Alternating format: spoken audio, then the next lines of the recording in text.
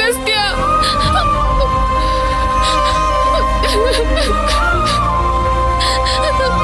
ನನ್ ದ್ರೋಹಿ ಅಲ್ಲ, ನನ್ ದ್ರೋಹಿ ಅಲ್ಲ.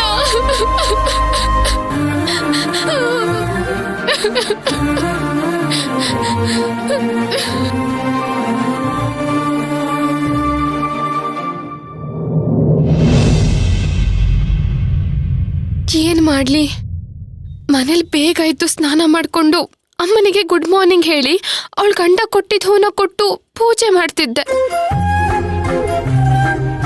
ಆದ್ರೆ ಇಲ್ಲಿ ಪೂಜೆ ಮಾಡೋದಿರ್ಲಿ, ಸ್ನಾನ ಮಾಡೋಣ ಅಂತ ಅನ್ಕೊಂಡ್ರೆ ಹಾಕೊಳಕ್ಕೊಂದು ಬಟ್ಟೆನೂ ಇಲ್ಲ.